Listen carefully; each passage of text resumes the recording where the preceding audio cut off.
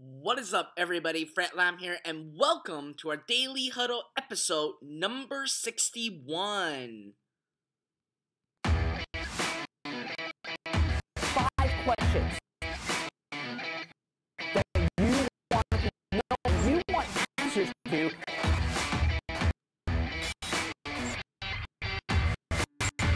Tell me what number 1 question be.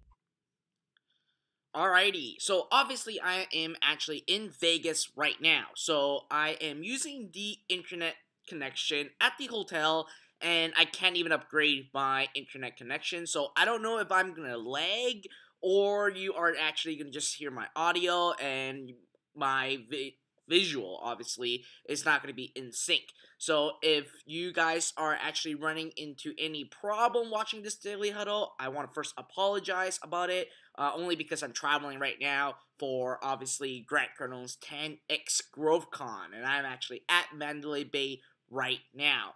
Now, with that being said, obviously, today I want to basically cover a very important subject that a lot of people actually message or emailed and ask. How do I actually start an e-commerce business if I am outside of the United States and Canada, and I'm actually not in North America? Now, obviously, this question have actually been brought up many times, and obviously, I want to address it today. But before we do so, in the comment box right below on Facebook, or you're over on YouTube right here, if you're on Instagram right now, well, Instagram, you're fine, since I'm doing it on my LTE network. If you're on YouTube or Facebook, let me know if you guys right now are actually lagging or there is no problem at all. Put in a 1 in the comment box if everything is all good and I'm not lagging.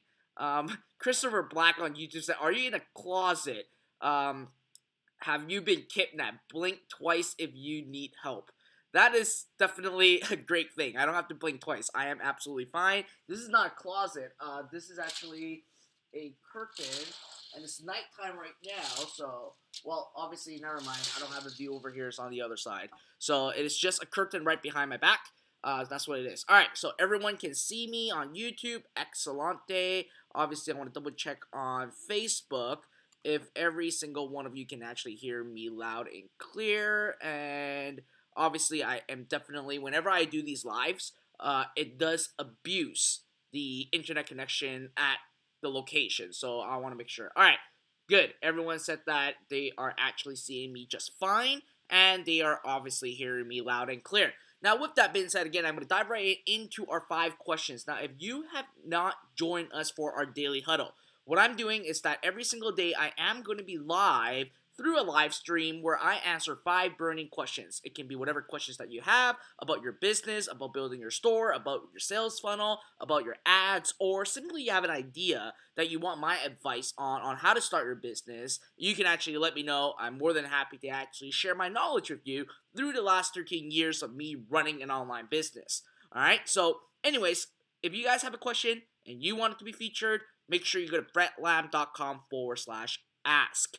Alright, now let me dive into today's question, the first question for today, right now. So the first question is by Arturus Salkivicius.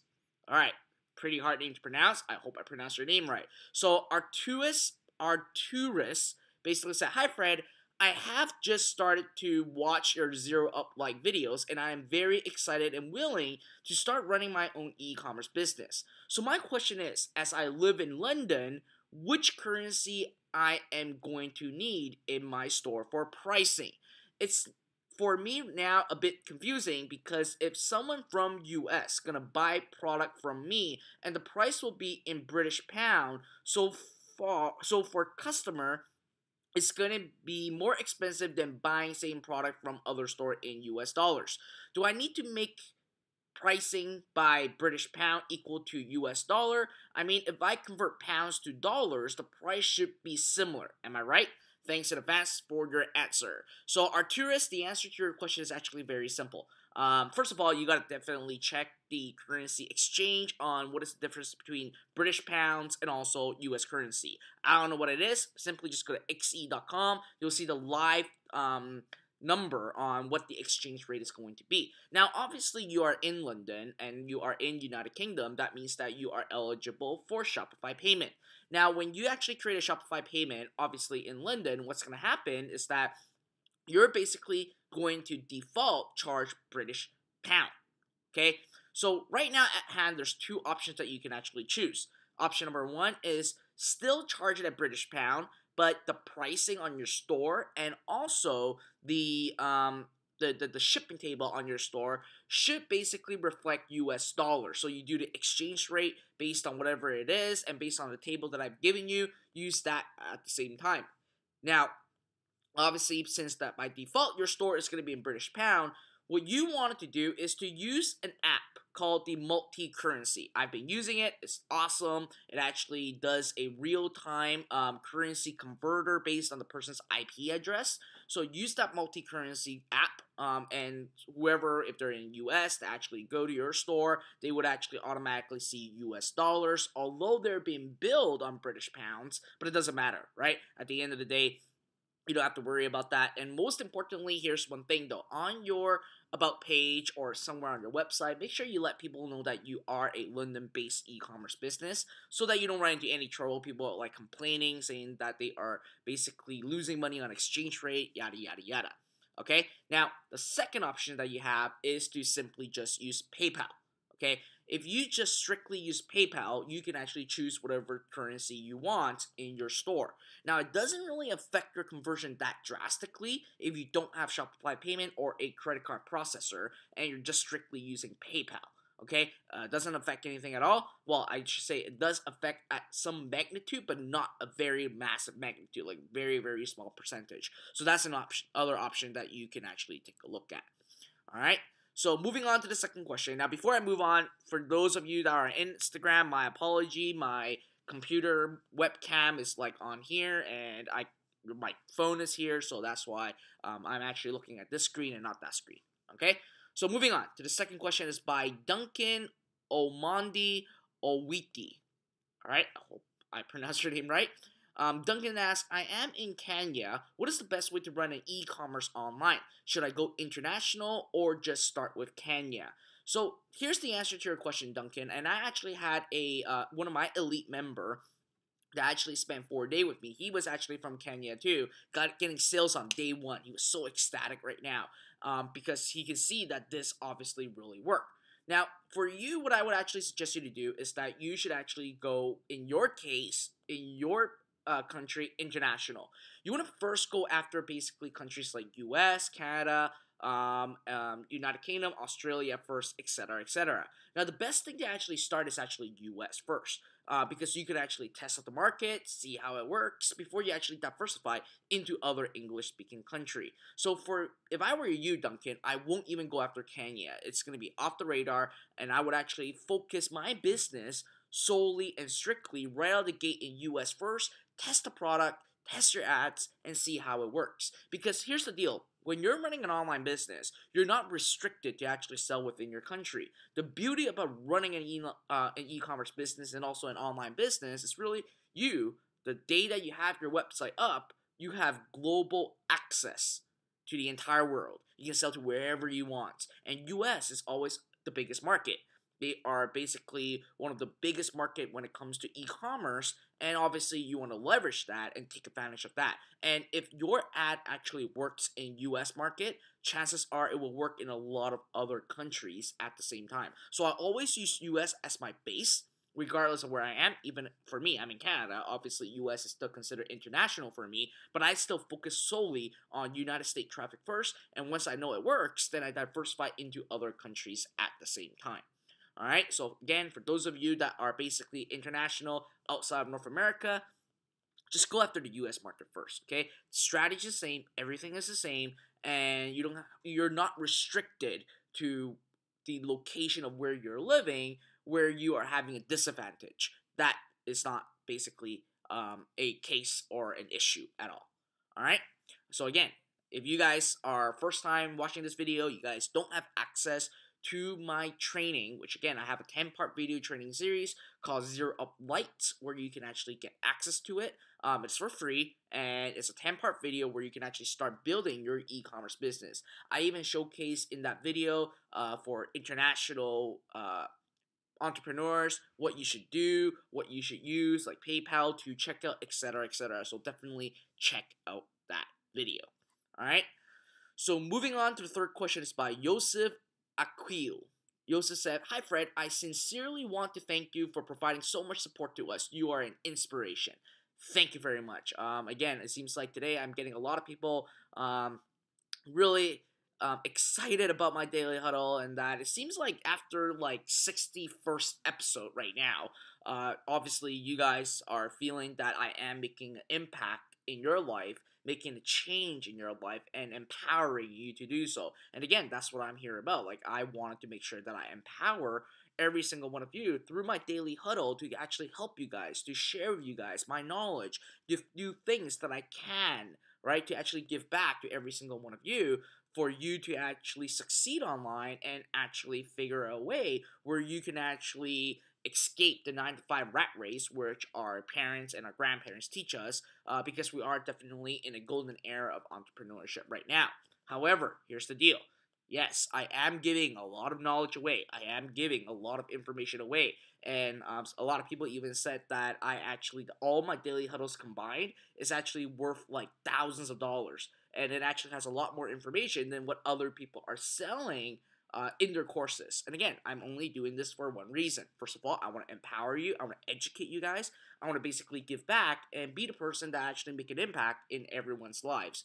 My goal is to actually inspire 100,000 people to actually really build a business online, and I'm going to be that person that basically they said that it is Fred Lam that make the change. And that's my legacy right now. That's what I'm aiming towards.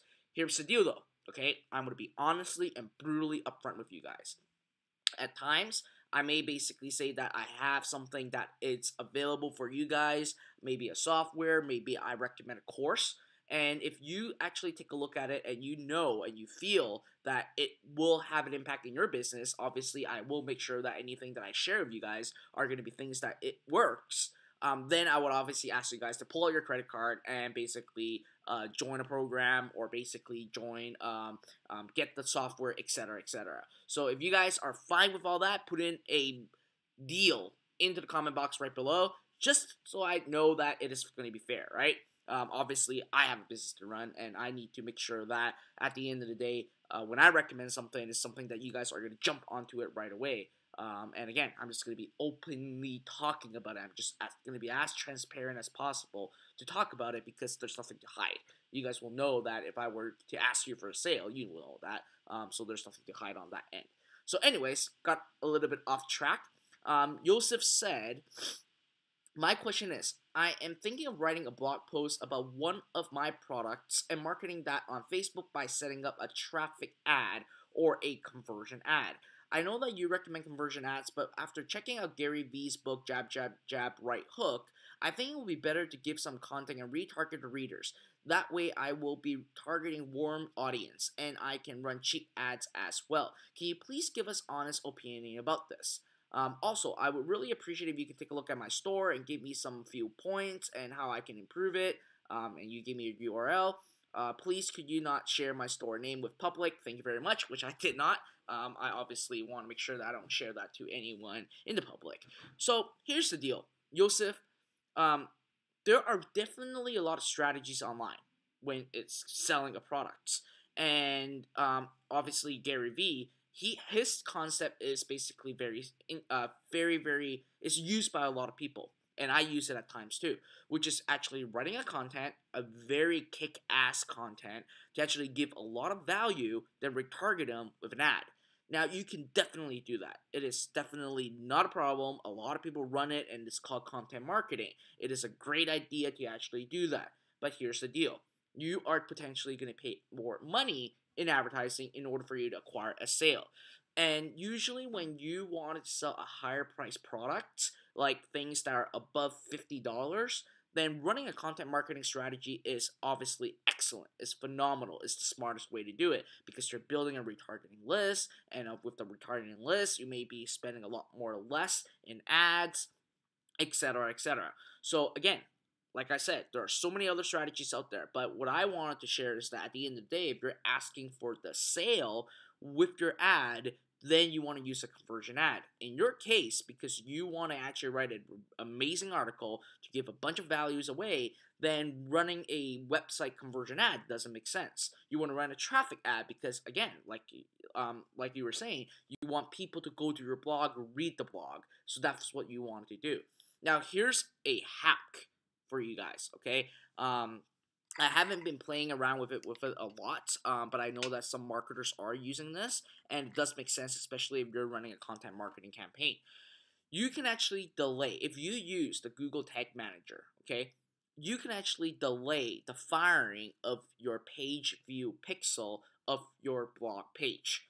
Because let's be honest, if the person actually click on your ad to go read up on your blog or basically read up on your content, and if they don't basically spend more than 3 seconds on your page, chances are if you retarget those people, they're not going to buy your product. You want to actually target people that actually spend more than 3 seconds because it makes sense from a psychology standpoint. And again, like you guys know, for the last several episodes, I've been talking a lot about psychology because it really drills down to that. You got to understand the behavior, what the person is doing to really maximize your advertising dollar. So let's say from a content standpoint, when your ad is basically all about content and the person actually go to your blog and you want to retarget them, there's going to be a big difference on people that actually went to your blog for 3 seconds and left versus going over the 3 second mark, because you know that if they go over the 3 second mark, chances are they've been reading the article. If they only go by accidentally clicking it or all of a sudden they are not expressing interest, then it is no point. So you want to actually create a trigger where your pixel for the retargeting to that content page shouldn't fire after like 3 seconds. I would even go as high as 5 seconds, right? Because again, if the person actually spent time reading your article, that means that you have a higher chance of retargeting them and actually selling that product. All right, so I hope that helps you out, Joseph. And again, if you guys, when you guys are watching this, I hope you guys actually caught on what I just shared with you guys, because it is definitely a pretty advanced strategy that I just shared with every single one of you. So again, if you love that strategy, let me know right in the comment box right below. Tell me what you guys think about it. So let's move on to our question number 4 by David Tran. David said, "Hi Fred, love the value you provide daily. I love listening to your videos because you break down a lot of things on a technical level, which is understandable and can be put into action." Alright, seems like you guys are, more and more people are appreciating my Daily Huddle, loving it, sharing how you guys love it. I actually got a comment on my YouTube channel the other day that my Daily Huddle has been broadcast in the entire office at a workplace. And I was like, wow. That is definitely something that I feel very, very proud of. So thank you for your guys' support. And again, like I said, I'll continue to do these Daily Huddle for as long as I can. And in March, there's going to be something very different that's going to happen in our Daily Huddle. So keep an eye on that. All right. So anyways, moving on. My question from David. I know you mentioned building a niche store is better than a general store because your pixels gets confused. However, if you're creating a lookalike pixel based on specific product conversions, shouldn't that neglect the issue? For example, you have 500 sales in a pink lipstick product, and you create an L lookalike for a pink eye shadow in your general store, which may sell things such as men's clothing, kids' toys. Thank you. Keep up the good shit. So here's the answer to your question, David. Yes, if you actually have your pixels set up correctly, number one, when you basically set up a product conversion, product conversion pixel, okay, a product based conversion, sorry, for your particular product for your general store, yes, definitely that's the smartest way to do. And also, you want to run the same lookalike at the same time. So, yes, you can run a general store, but you gotta basically be savvy and really even get Pixabay to help you with all these. Because when you're creating an ad, you want to basically, let's say your pink lipstick, you want Facebook to optimize off of your pink lipstick. Okay, so basically in this case, the funnel is basically the person actually see your pink lipstick ad, they go to your page, they go to add to cart, they check out, and they bought the lipstick. Okay, and you tell Facebook specifically that I only want to optimize based on the lipstick. Once you got 500 sales, you want to run a lookalike on the lipstick. Now, obviously, because the entire thing is based off of lipstick, then what you essentially wanted to do is when you actually run your lookalike ads, because it is built off of the lipstick, you want to then just advertise your lipstick. Now, here is a scenario which I use and advanced user use. Let's say that the 1% pixels start to exhaust and I'm not able to actually get it to convert and I don't have any assets running. You can still use that pixel as long as you don't have that lookalike running to run another product that is similar. Okay, you don't want to go ahead and sell men's clothing or toys or kids' toy to that lookalike. You want to sell something like pink eyeshadow, like you said, is a wise move. But only if your product that you created with the lookalike doesn't work, then you can actually try that out. Okay, because you don't want the audience overlap. So I hope that really helps you out. So to our last question of today is by Chilam Yu. Chilam said, "Hi Fred, I did 3 different stores on Shopify on the past 5 months and I just failed.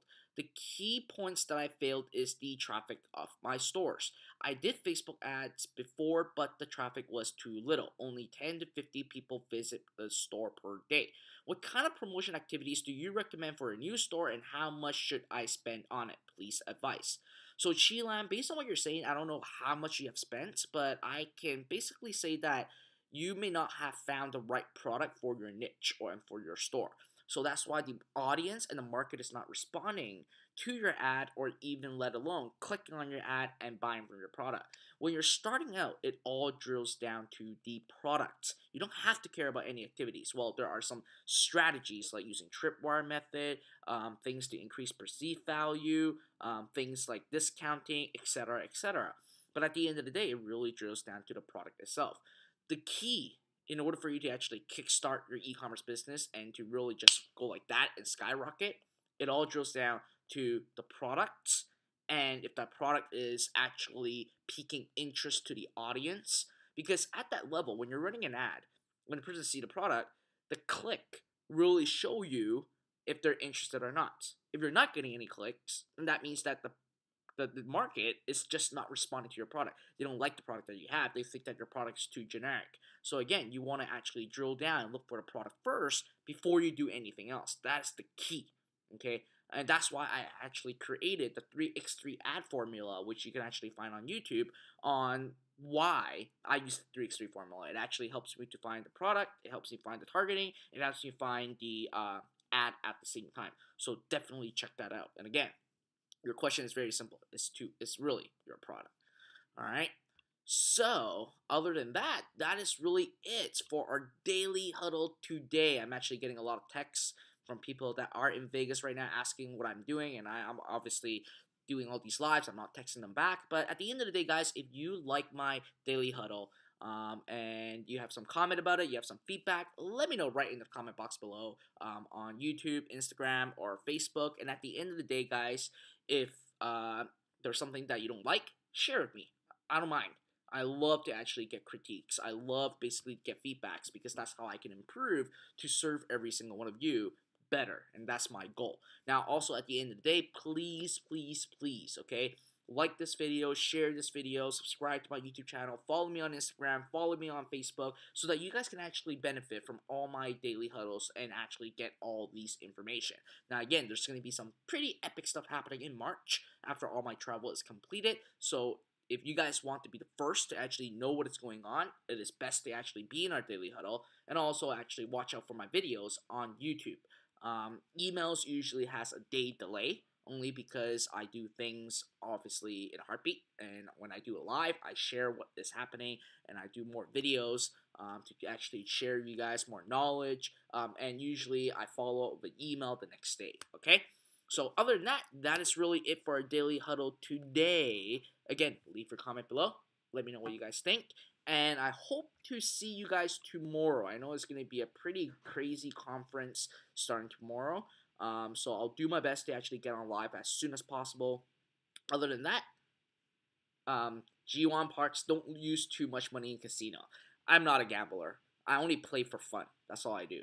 I go in with whatever money and I just play with it. If I lose it all, I'm not gonna just go crazy with it. Jason, open the curtains. It's a freaking wall behind me. I just realized the window is actually on that side. So other than that, listen, guys, I gotta hop off. So I look forward on seeing you guys tomorrow. Remember, leave me a comment below, and I will definitely check it out. Bye now.